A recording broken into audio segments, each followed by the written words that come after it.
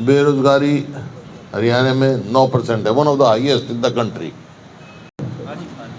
देखिए, विधानसभा का 3 दिन का था सेशन था, तो उस टाइम कल मैंने कहा था भाई इसके बारे में समीक्षा आज करेंगे।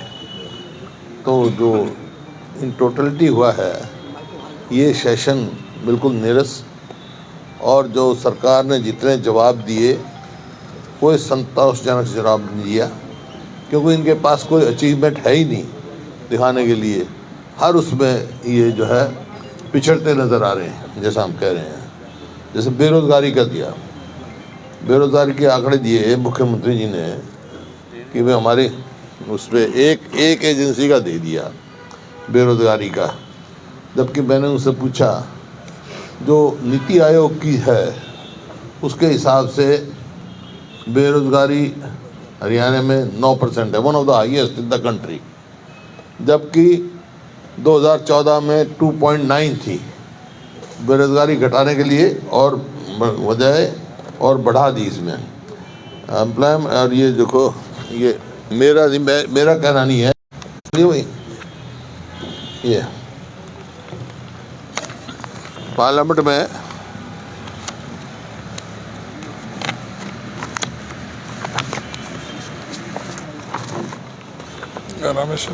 दीपेंद्र का सवाल था, और उसमें जो जवाब दिया है मिनिस्टर ने, उनके जो रामेश्वर थे स्टेट मिनिस्टर, उसमें ये 9% आया हुआ है। ये लोकसभा का जवाब दिया हुआ है, राज्यसभा में सॉरी, जबकि 2012 में 4.3, 2014 में 2.9, और 15-16 से बढ़ती चली गई। 15-16 में 3.3, 16-17 में 5.2, 17-18 में 8.4, 18-19 में 9.3, और ये अब जो है कि 21-22 में 9, ये, जबकि ऑल इंडिया की एवरेज जो है 4.1। तो उससे भी फालतू है बेरोजगारी की, ये आपने देखा।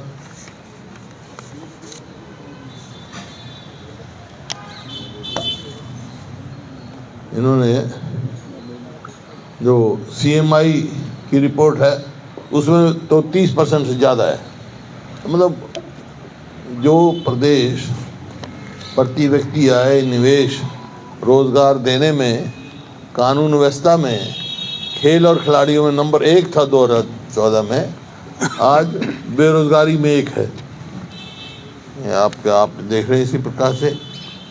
और जो इनका मैनिफेस्टो में कहा कि हम तो प्राइवेट नौकरियों में भी 75% जो है जो हरियाणा डोमिसाइल को देंगे, और इनके नौकरी देखो, अभी BDO का कल रिजल्ट निकला है हरियाणा के प्रति।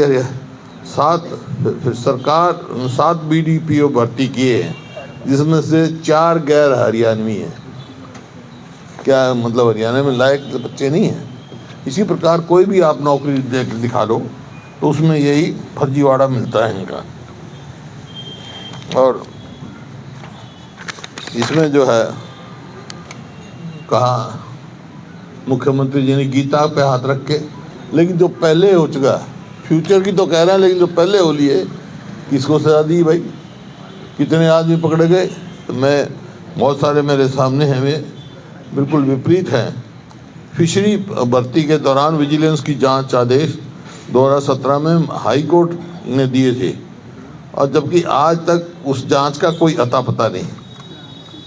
उस मामले में एक ही गांव के बहुत लग गए थे।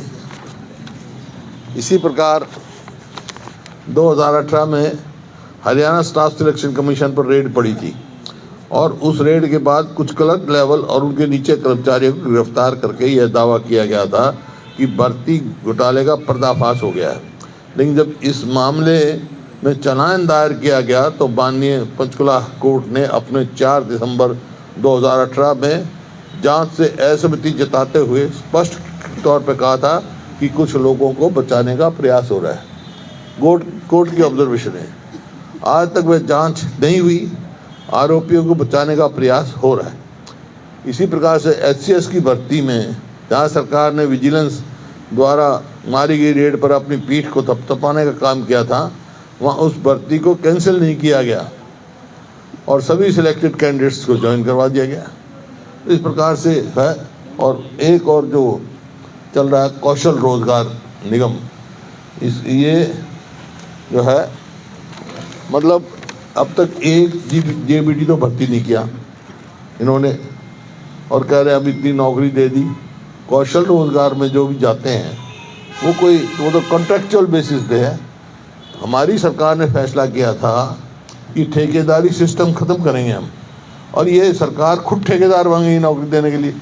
यहाँ तक कि इजराइल में और कहाँ दुबई में बाउंसरों की ज़रूरत है, ये तो वहाँ ज़रूरत है, पता इसमें खाली ये तो एक किस्म से एम्प्लॉयमेंट वो कर रहे हैं, एडवर्टीज़ कर रहे हैं। कोई सरकारी नौकरी देने का ये कौशल रोजगार से ऐसे ऐसे इन्होंने काम किया है। और 2 लाख से ज़्यादा जो नौकरियां हैं, रिक्त स्थान है, वो खाली पड़ी हैं।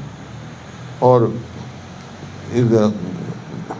युवाओं के साथ जो है एक किस्म से बदा मजाक किया जा रहा है हमारे युवाओं के साथ। बताओ, इजराइल में भेज रहे। इजराइल से तो हिंदुस्तानियों ने भी अपने आदमी बुला लिए थे सरकार ने, वहाँ उनको बचाने के लिए मतलब एक सुविधा प्राप्त की थी कि भाई जो हिंदुस्तानी वहाँ पर है सेफ एंड साउंड आ जाएं, ये वहाँ भेज रहे, कोई मतलब नहीं इनका। तो ये ऐसे है। और जो जितनी नौकरी देते हैं कौशल रोजगार में, ना तो उसमें कोई मेरिट है,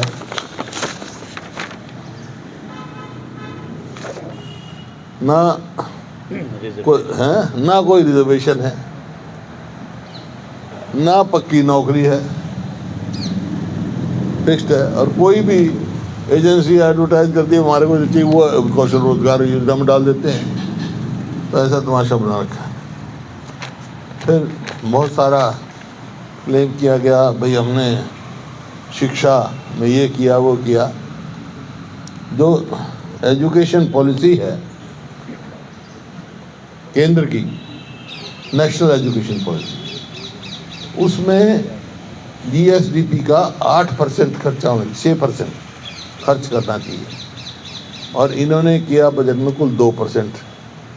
स्कूल बंद कर दिए, आधी से ज़्यादा टीचर्स की वैकेंसी खाली पड़ी, 50%, और एक JBT भर्ती नहीं किया। हाईकोर्ट जुर्माना करती है, और हाईकोर्ट जुर्माना करती है, और ये खुद मानते भाई हमारी इतनी जगह खाली है। और ये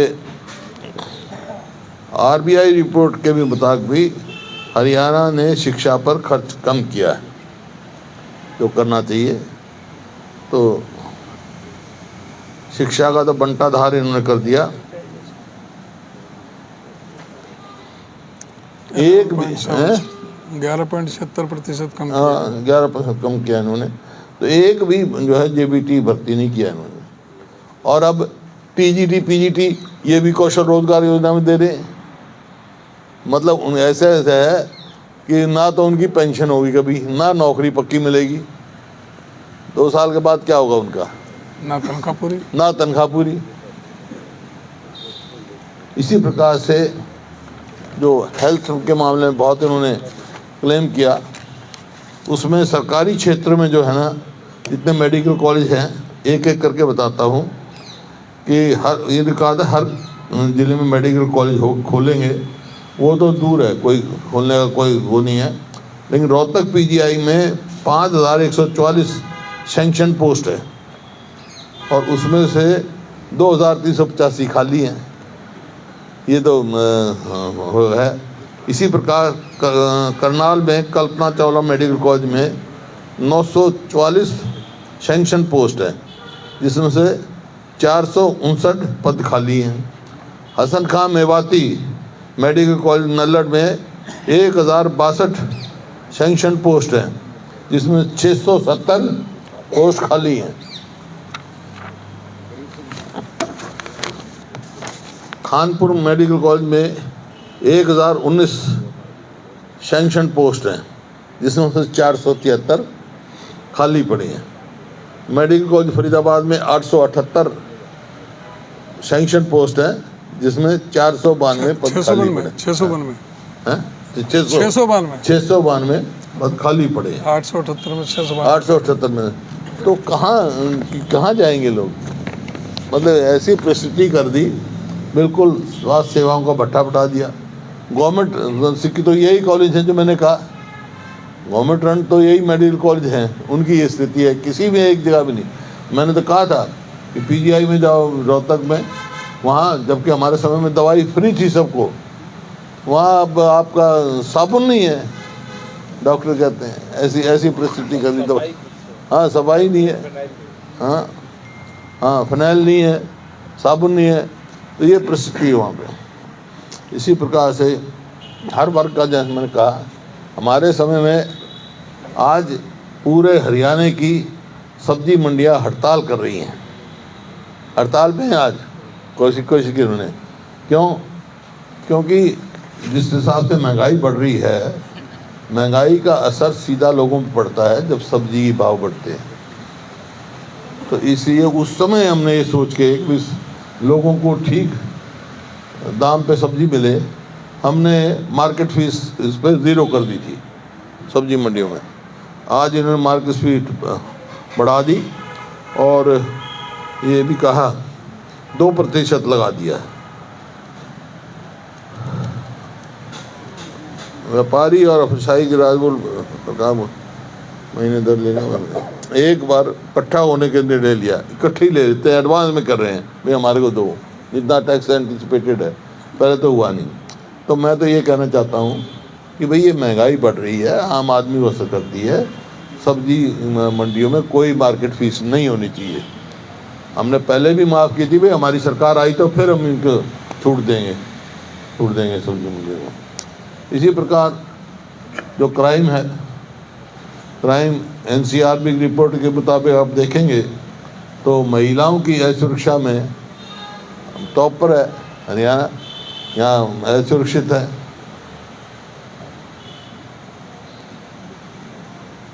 अब ट्रांसपोर्टेशन का, मान लो आम आदमी को रोडवेज़ की ज़रूरत पड़ती है, हर आदमी गाड़ी अफोर्ड नहीं कर सकता।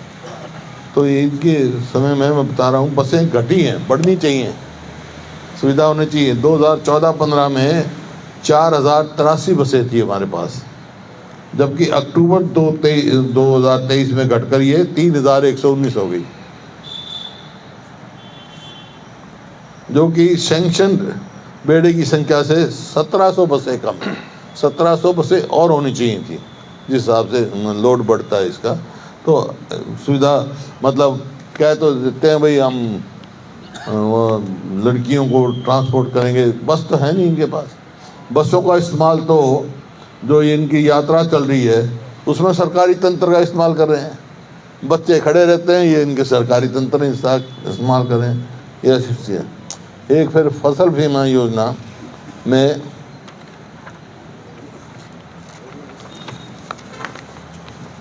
जो है प्रीमियम ज़्यादा गया है, लोगों को अब तक मिला नहीं ना। बाढ़ का पैसा, बाढ़ में जो फसल ख़राब हुई थी उसका मिला, क्योंकि क्लस्टर 2 में तो जो है उन्होंने इंश्योरेंस कंपनी ने प्रीमियम तो ले लिया, लेकिन आगे कार्रवाई करने से मतलब रहेगा। यहाँ तक है कि हरियाणा वर्ष 2022-23 में एसी एक कंपनी है, AIC कंपनी ने किसानों से 703.84 करोड़ रुपया प्रीमियम लिया, लेकिन कुल उसमें 7,86,00,000 रुपए ही का मुआवजा दिया, प्रीमियम दिया। और ये तो मतलब दिया हुआ है, वहाँ पे लोकसभा में आंसर आया, ये निकाला भाई, हाँ ये होगा ना, निकालना इसका आंसर। 700 कुछ तो प्रीमियम और 7 करोड़ मतलब कंपनसेशन। इतनी लूट मची है प्रधानमंत्री फसल बीमा योजना में।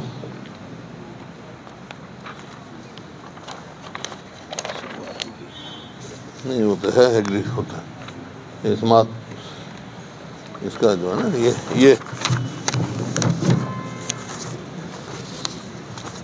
ये दिया हुआ है AIC, हरियाणा में AIC 703 करोड़ रुपया प्रीमियम और 7.46 कंपनसेशन। तो मेरा कहने का मतलब कोई भी आप विषय उठा लो इनका दिखाएं। इसी प्रकार से हरियाणा में खिलाड़ियों की दुर्दशा हो रही है, वो कोर्ट में जा रहे हैं, कोर्ट के आदेश के बाद भी उनको नौकरी नहीं लग रही, तो उनका प्राइज मनी नहीं मिल रही। इसी प्रकार से जो चीफ मिनिस्टर की घोषणाएं हैं मुख्यमंत्री जी की, वहाँ घोषणा तो बहुत कर देते हैं।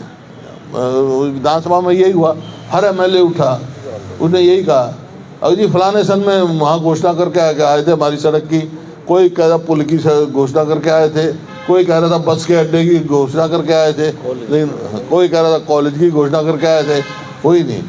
2022 ये जो है जनवरी 2022 से लेकर 2023 तक की स्वयं मुख्यमंत्री मनोहर लाल जी की 1770 घोषणाएं कर चुके हैं, लेकिन पूरी कुल 262 हुई हैं।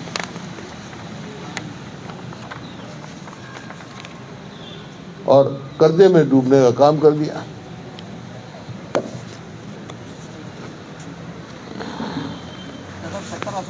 कितनी हुई है? 62।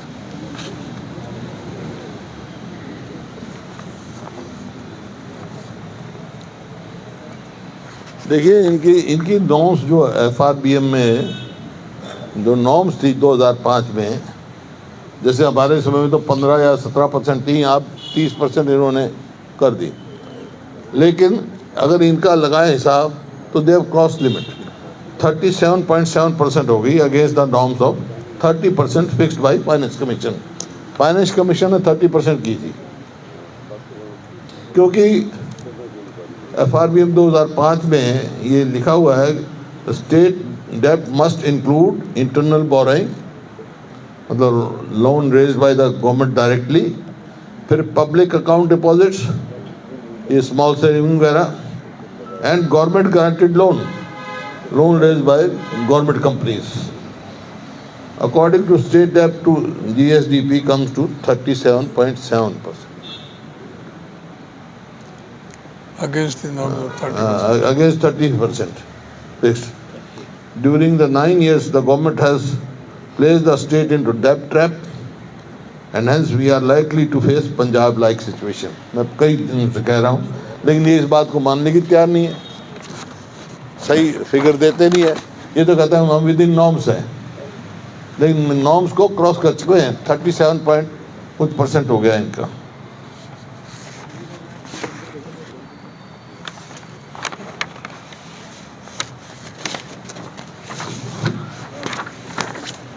ये मोटी मोटी बात है भाई। बाकी जो हमारी आज मीटिंग थी उसके बारे में अध्यक्ष जी ब्रीफ कर देंगे। हमारे कांग्रेस के विधायकों की और पूर्व विधायक और जो हमारे असेंबली कैंडिडेट से वरिष्ठ नेता उनकी मीटिंग बुलाई गई थी, क्योंकि वहाँ इंडिया की भी मीटिंग हुई है, इंडिया ब्लॉक की भी, और कांग्रेस का 138 साल कंप्लीट हो रहे हैं 28 तारीख को, तो उसके बारे में मीटिंग बुलाई गई थी। अध्यक्ष जी आप ब्रीफ कर दो,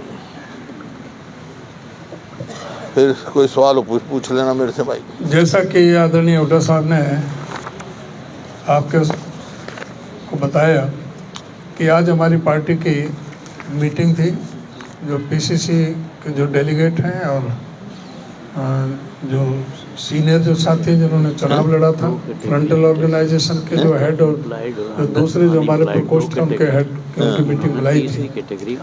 और जो ऑल इंडिया कांग्रेस कमेटी की तरफ से जो पास किया कि 138 साल हमारे 28 दिसंबर को हो रहे हैं कांग्रेस पार्टी के, तो उस दिन कांग्रेस पार्टी की विचारधारा, कांग्रेस पार्टी का इतिहास, आज़ादी के लड़ाई लड़ने का इतिहास और उसके बाद में जिस तरह से देश का जो निर्माण करने का काम कांग्रेस पार्टी ने किया, उस पर सबको चर्चा करने के लिए 28 तारीख को सभी बूथ ब्लॉक और जिला में सभी जगह कांग्रेस पार्टी का झंडा 9 बजे तक फहरा करके सारे प्रोग्राम पर चर्चा की जाएगी। साथ ही ये भी फैसला लिया कि जो देश में जो परिस्थितियाँ जो चल रही हैं, जिस तरह से संसद का जिस तरह से दुरुपयोग किया जा रहा है, विपक्ष के साथ जो जिस तरह से दुर्व्यवहार किया जा रहा है, जिस तरह से पूरी तरह से 142 सांसदों को सस्पेंड किया गया, जो कि कभी भी इतिहास में नहीं हुआ कहीं भी किसी भी लोकतांत्रिक देश में। विपक्ष की आवाज़ सुनने के लिए सरकार तैयार नहीं है। विपक्ष सिर्फ ये चाहता था कि ये संसद में सुरक्षा में चूक क्यों हुई, क्या कारण थे, चूक के क्या कारण है और आने वालों का क्या मकसद है, उस पर चर्चा की जाए। गृह मंत्री जवाब दें, प्रधानमंत्री जवाब दें, बजाय हाउस को जवाब देने के। बाहर तो प्रेस कॉन्फ्रेंस और दूसरे जगह करते रहे, बयान देते रहे, लेकिन हाउस में नहीं दे रहे थे। तो उसके लिए सांसदों ने दबाव बनाया कि यहाँ पर जवाब दिया जाए और उसके विरोध में उनको सभी 142 सांसदों को बाहर कर दिया गया। तो ये एक लोकतंत्र के खिलाफ जो कृत्य है और इसके बारे में इंडिया गठबंधन की मीटिंग हुई और उसमें तय हुआ कि 22 तारीख को, परसों 22 तारीख को सभी जिला हेडक्वार्टर पर प्रदर्शन और धरने दिए जाएंगे और इस जो सरकार का जो कृत्य है इसका विरोध पूरी जोर से क्षमता के साथ में इसका विरोध किया जाएगा। साथ ही पार्टी ने यह भी निर्णय लिया कि 138 साल होने पर, क्योंकि सारा जो संसाधन है वो भारतीय जनता पार्टी के साथ में है, चाहे वो संवैधानिक एजेंसियां हों, चाहे इलेक्टोरेट बॉन्ड के माध्यम से जो सारा जो फंड जो आता है 95% वो सत्ता पक्ष को जाता है, जिससे संतुलन नहीं बन पाता लड़ाई लड़ने में। तो हमारे राष्ट्रपिता महात्मा गांधी जी ने 1920-21 में एक फंड स्थापित किया था उनका तिलक जी के नाम से, तिलक स्वराज फंड। जनता से आह्वान किया था और उससे जो फंड मिलता था उससे उन्होंने आज़ादी की लड़ाई लड़ी थी देश को आज़ाद करने के लिए। तो आज भी परिस्थितियाँ वही हैं कि आज लोकतंत्र को बचाने के लिए, सरकार से मुक्ति पाने के लिए कार्यकर्ताओं से आह्वान किया कि भाई सभी एक बूथ में कम से कम 10 लोगों से 138 रुपये प्रति व्यक्ति, यानी कि एक बूथ पर 1380 रुपये कम से कम ये प्रेरित किया जाए जो हमारे कार्यकर्ताओं के द्वारा कि जो फंड दिया जाए। उसके अलावा कोई जो ज़्यादा देना चाहता है, कोई 138 के अलावा 1380 देना चाहता है, कोई 13,800 देना चाहता है या 1,38,000 देना चाहता है, तो उनके लिए अलग अलग सब से आह्वान किया है कि अपनी क्षमता के अनुरूप जो दान जो दे सकते हैं वो उसमें ज़्यादा से ज़्यादा पार्टी को दान दें। तो बहुत लोगों के अंदर जोश और उत्साह था। आज भी लगभग अभी हाथों हाथ ही अभी लगभग 1.5 करोड़ रुपए का लोगों ने डोनेशन के लिए अपने वो किया। बाकी तो डोनेशन सारे उसमें से गांव में सबसे ब्लॉक से आएगा। तो मैं समझता हूँ ये तो चलता रहेगा। 28 तारीख तक ये ऑनलाइन है, उसके बाद वैसे ज़मीनी स्तर पर भी इस पर होगा। तो उसके लिए जो आज की जो मीटिंग हुई बहुत ही फ्रूटफुल थी, बहुत ही शानदार थी। सब में बहुत अच्छा रिस्पॉन्स था कार्यकर्ता साथियों के और इसमें हमें उम्मीद है कि पूरा इस सरकार से लड़ाई लड़ने में जो लोकतांत्रिक जो तरीके से हम इसमें पूरी तरह से सक्षम होंगे और सरकार के गलत नीतियों का पूरी तरह से विरोध करेंगे, परसों के प्रदर्शन में करेंगे और आगे पूरी तरह से तैयारी, चाहे लोकसभा की और विधानसभा की, पूरी तरह से मजबूती के साथ में तैयारियां चलेंगी। जवान जी, ये जो प्रोटेस्ट है परसों का, ये मेमोरेंडम दिए जाएंगे या किस प्रकार का प्रोटेस्ट होगा? परसों प्रदर्शन करेंगे और मेमोरेंडम भी जो डीसी के माध्यम से हम देंगे। इसमें क्या आम आदमी पार्टी आपके साथ होगी? सभी पार्टियां जो इंडिया गठबंधन का निर्णय है, हमने तो अपनी पार्टी से कहा है, बाकी जो पार्टियां है वो अपने अपने अलग अलग मीटिंग करके करेंगे, अपनी जिम्मेदारियां लगाएंगे सभी। हुड्डा साहब, जिस तरह से वाइस प्रेसिडेंट की ममिक्री की गई है, क्या इसको सही समझते? क्या कहा? जो वाइस प्रेसिडेंट की ममिक्री जिस तरह से की गई है बीएमपी के सांसद, क्या कर दिया? ममिक्री की है जो हाँ, उसको सही समझते हैं? देखिए काम मेरे को तो पता नहीं किसने की है, किसकी की है, मैं क्या कह सकता हूँ। यहाँ करिए हो, किसी ने बता दे, नहीं या किसी को बता दो। मैंने बताया ना, मेरे को ज्ञान नहीं है उसका। बता दिया जो मैंने, जितना मेरे को पता है मैंने बता दिया। सर, आज ना धनखड़ जी ने अभी इस पर बयान भी दिया है, उसमें